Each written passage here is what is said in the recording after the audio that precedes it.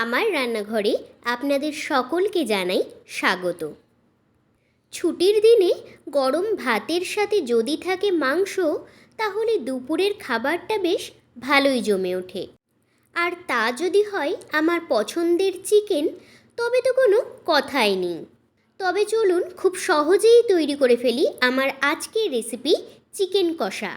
Chicken কষা তৈরি করবার জন্য আমি নিয়েছি 500 গ্রাম চিকেন, পেঁয়াজ, আদা, রসুন, টমেটো ও পাকা লঙ্কার পেস্ট, নিয়েছি তেজপাতা, গোটা গরম মশলা, হলুদ গুঁড়ো, জিরার গুঁড়ো, ধনে গুঁড়ো, লঙ্কার গুঁড়ো, কাশ্মীরি লাল লঙ্কার গুঁড়ো, লবণ, চিকেন মশলা, ঘি আর নিয়েছি সর্ষের তেল। চিকেন কষা তৈরি করবার জন্য আমি প্রথমেই বেরেস্তা ভেজে নেব। এর জন্য কড়াইতে বেশ পরিমাণে সর্ষের তেল গরম করে নিয়ে তার মধ্যে দিয়ে দেব দুটি মিহি করে কেটে রাখা পেঁয়াজ। কিছুক্ষণ সময় নিয়ে ভালোভাবে লাল করে ভেজে বেরেস্তাগুলো তুলে নেব। এবার ওই তেলেই দুটি তেজপাতা ও একটু গোটা গরম মশলা দিয়ে দেব। ফোড়ন থেকে হালকা গন্ধ ছেড়ে এলেই দিয়ে দেব দুটি মিডিয়াম সাইজের মিহি করে কেটে রাখা পেঁয়াজ। আর এর মধ্যে দিয়ে দেব একটু লবণ।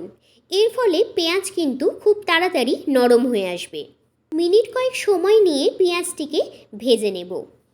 আর এই সময় একটি বাটিতে 2 চামচ জিরার গুঁড়ো, 2 চামচ ধনে গুঁড়ো, 1 চামচ লঙ্কার গুঁড়ো, 1 চামচ কাশ্মীরি লাল লঙ্কার গুঁড়ো, 1 চামচ হলুদ, স্বাদ মতো লবণ ও একটু জল দিয়ে গুঁড়ো মশলাগুলো গুলে নেব। দেখুন পেঁয়াজগুলো কিন্তু লাল হয়ে এসেছে। এবার এর মধ্যে দিয়ে দেব আদা, রসুন, টমেটো ও পাকা লঙ্কার পেস্ট, আর দেব গুলে রাখা গুঁড়ো মশলাগুলো। এবার সব কিছুকে ভালোভাবে কষাতে থাকতে হবে। আর আমি এখানে 2 ইঞ্চি আদা, একটি রসুন, একটি মাঝারি সাইজের টমেটো আর 5 থেকে 6টি পাকা লঙ্কার পেস্ট করে নিয়েছিলাম। একটু কষিয়ে নেওয়ার পর মশলার বাটিতে একটু জল দিয়ে বাটিটি ভালোভাবে ধুয়ে দিয়ে দেব। মশলা কষানোর সময় যাতে মশলা তলা না ধরে যায়, তাই একটু করে জল দিয়ে মশলা কষাতে থাকব। বেশ কিছুক্ষণ সময় নিয়ে আমি ভালোভাবে কষিয়ে নিয়েছি। মশলার যে কাঁচা গন্ধ সেটাও চলে গেছে। এবার এর মধ্যে আমি দিয়ে দেব মাংসগুলো। এবার মাংসের সাথে মশলাগুলো মিশিয়ে নিয়ে মিডিয়াম আঁচে কষিয়ে নেব। আমি কিন্তু মাংসতে একদমই জল ব্যবহার করব না, এই জন্য আমি মিডিয়াম আঁচেই কষাতে থাকব। মাংসর সাথে মশলাগুলো ভালোভাবে মেশানো হয়ে গেছে। এবার 2 থেকে 3 মিনিটের জন্য ঢাকা দিয়ে রেখে দেব। দেখুন 2 থেকে 3 মিনিট পর মাংস থেকে কিন্তু জল বেরিয়ে এসেছে। এই জলেই কিন্তু আমার মাংস সেদ্ধ হয়ে যাবে। আর যদি মশলা মনে হয় যে কড়াইয়ের তলায় লেগে যাচ্ছে, তাহলে একটু করে জল দিয়ে কষিয়ে নেব।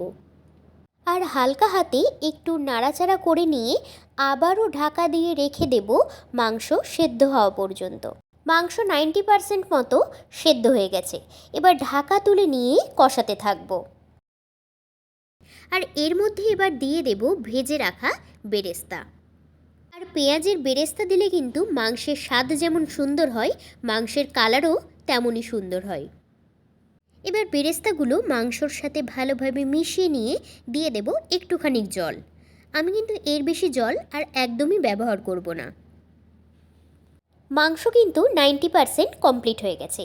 এবার পেঁয়াজের বেরেস্তার সাথে ভালোভাবে মাংসকে একটু কষিয়ে নেব। আর ঢাকা দিয়ে রেখে দেব 2 থেকে 3 মিনিটের জন্য। 2 থেকে 3 মিনিট পর এবার ঢাকা তুলে নিয়ে এর মধ্যে দিয়ে দেব 1 চামচ ঘি ও 1 চামচ রেডিমেড চিকেন মশলা।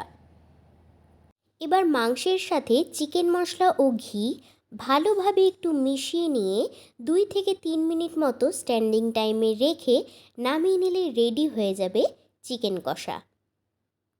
এইভাবে চিকেন কষা তৈরি করে কিন্তু আপনারা ভাত, পোলাও অথবা লুচি পরোটার সাথে পরিবেশন করতে পারেন। তাহলে দেখা হচ্ছে আবার পরের দিন অন্য কোনো রান্না নিয়ে। ধন্যবাদ।